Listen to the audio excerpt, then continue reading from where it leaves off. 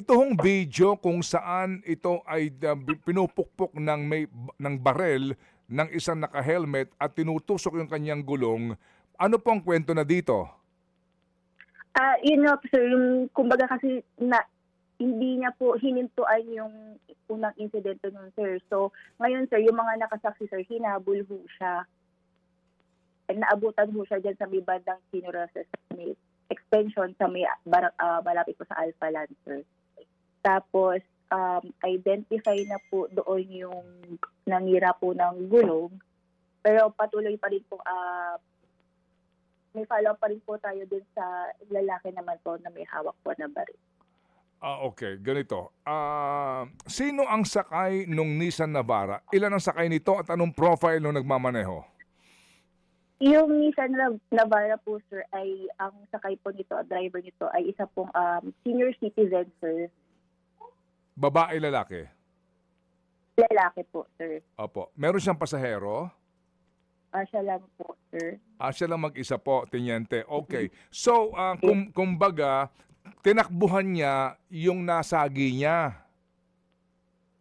Yes po, sir. Base po sa statement po nitong driver ng Navara is natakot daw po siya, sir. Kasi nga, kumbaga, hindi lang isang tinamaan niya, meron pa siyang isang tinamaan. Dalawa po ang nabangga niya.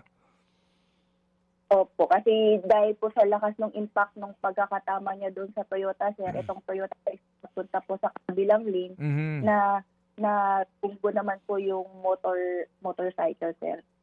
Okay. And then, noong siya po ay, kumbaga, nung siya ay natakot and he fled the scene, dito na po pumasok sa eksena yung dalawang nakamotorsiklo.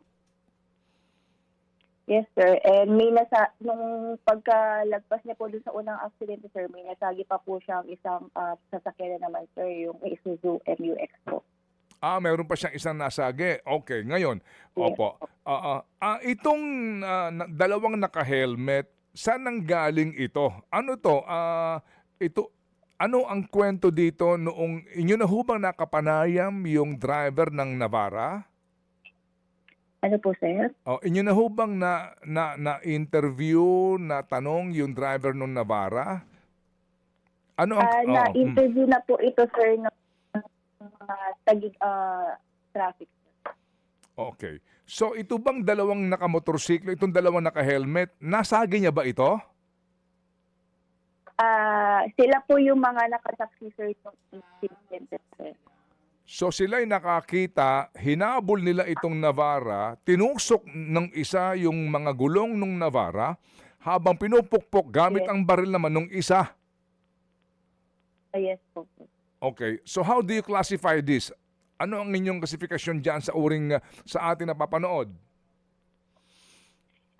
Sir, kasi kumbaga, since hindi po alam lahat ng mga nakakanood yung buong pangyayari, alam po sana natin yung buong kwento. So kaya po nililinaw po ng Southern Police District na itong pong insidente na ito is nagsimula po ito sa vehicular accident at hindi po ito road rage or robbery hold up po.